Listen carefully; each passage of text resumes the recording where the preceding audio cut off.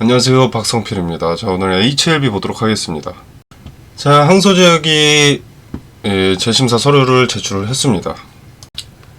자, 간암 1차 치료제 리보스라닉 캄렐리주맙 병용요법의 재승인 서류를 FDA에 제출을 했습니다. 자, 기다리던 소식인데 주가는 크게 변동되지 않았습니다.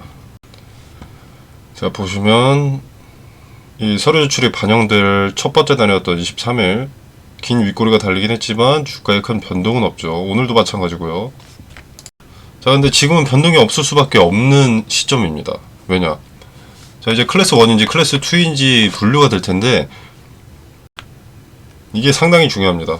자, 주가를 주도하는 주체들은 어떤 종목이든 있습니다. 존재합니다. 근데 클래스 1이라면 최대 2개월이 소요가 되고 클래스 2라면 최대 6개월이 소요가 되죠. 자, 일단 FDA의 심사 결과는 아무리 발빠른 정보를 갖고 있는 주체라고 하더라도 절대로 알 수가 없습니다. 그죠? 그렇기 때문에 클래스 1, 클래스 2가 명확해지고 나서야 주가를 드립을 할 근거가 생기는 겁니다. 자, 물론 이 치료제가 승인에 가깝기 때문에 기대감이 반영되는 것은 당연하나 주도 주체의 입장에서 봤을 때, 세력의 입장에서 봤을 때 클래스 1이라면 개인들이 실망하게 하는 것을 더 빠르게 목격을 시켜야 됩니다. 그래야 물량을 내놓을 테니까요. 자, 그래서 클래스 2라면 좀 더 장기적으로 물량을 확보하면 될 겁니다. 짧은 기간 내에 물량을 내놓게 하려면 공포심밖에 없겠죠.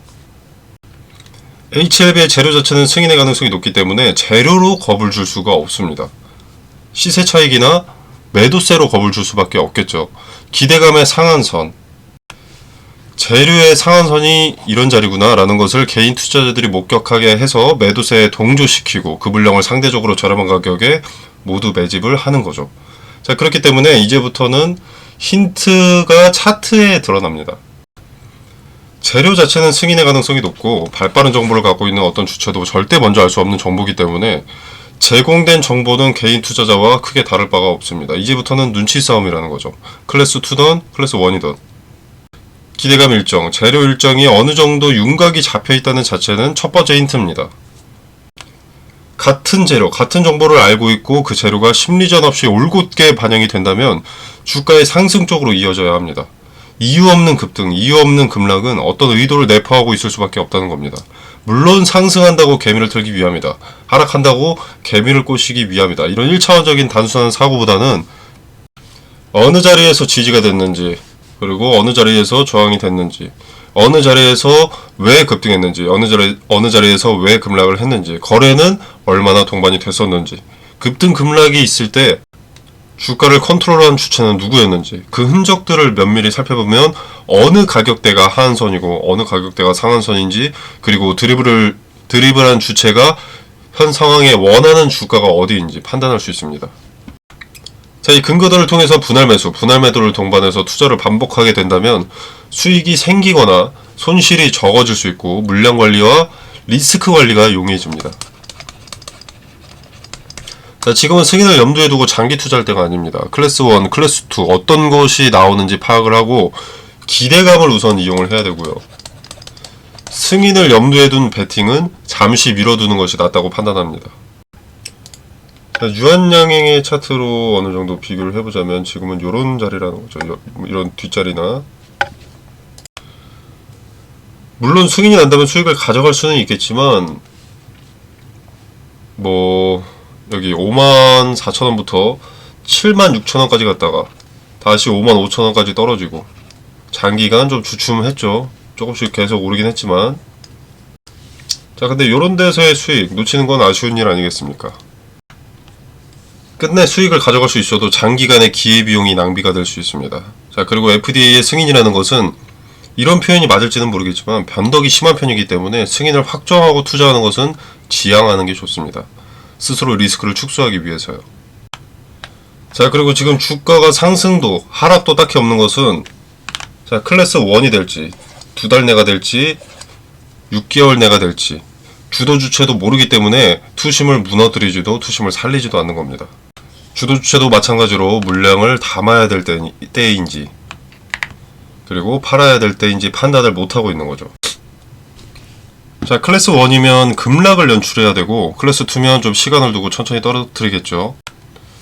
클래스 1이면 급락을 유도해서 낮은 가격에 물량을 쓸어 담으려고 할 것이고, 클래스 2라면은 최대 6개월이기 때문에 천천히, 이거보다는 천천히 뭐 이런 식으로 내려가게 만들겠죠. 자, 그리고 이 긴 윗꼬리 요 자체가 개인들이 주도했을 리가 없습니다. 자, 개인들은 항서제약의 서류 제출만 기다렸습니다. 근데 서류를 제출하자마자 기대감이 소멸한다, 재료가 소멸한다라고 판단한 개인들이 시세 차익 목적으로 매도를 했다? 말이 안 되죠. 보시면 거래는 꽤 동반됐습니다. 자, 이렇게 거래가 적어볼 수 있는데 2890억입니다. 일단은 억누른 거죠. 기대감이 크게 반영될 것을. 자, HLB의 치료제의 효과나 안전성 모두 입증이 됐습니다. 그죠? 그리고 치료제를 FDA에서 문제 삼은 적도 없었고요. 자, 그래서 승인이 기정사실처럼 되어 있는데 주가의 상승은 되게 약합니다.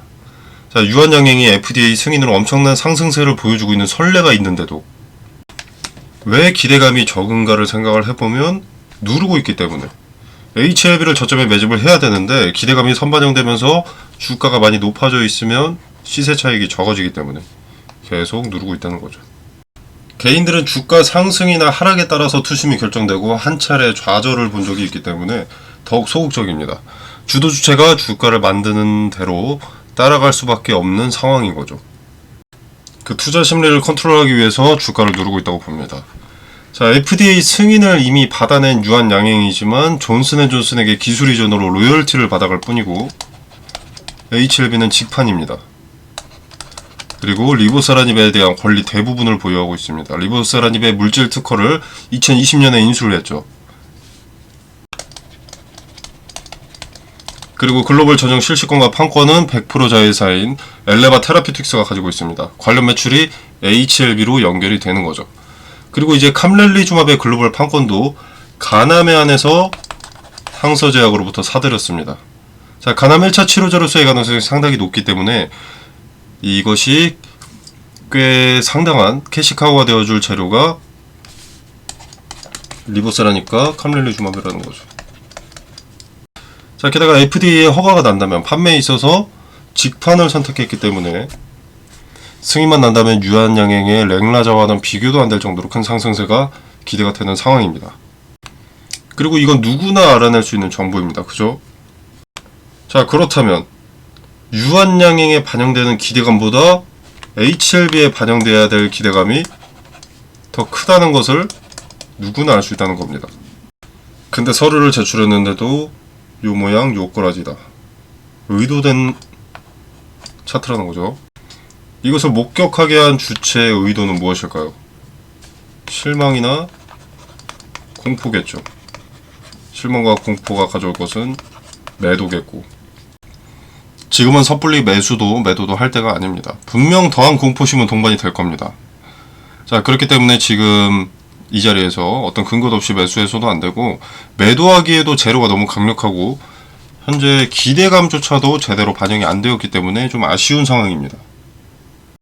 자, 매수의 근거, 매도의 근거들은 시간이 지나면서 데이터가 쌓이고 의미 있는 자리들의 흔적이 포착이 되면 텔레그램에서 자세히 말씀드리고 근거까지 설명드리겠습니다.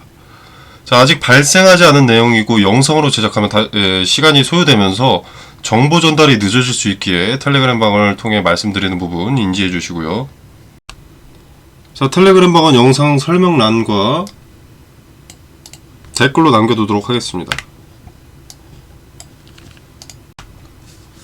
자유롭게 참여해 보시길 바라고, 이 공간 안에서 제공되는 정보 일체의 금전을 요구하지 않습니다. 여러분의 투자에 도움이 되기를 바라면서 마무리하도록 하겠습니다. 감사합니다.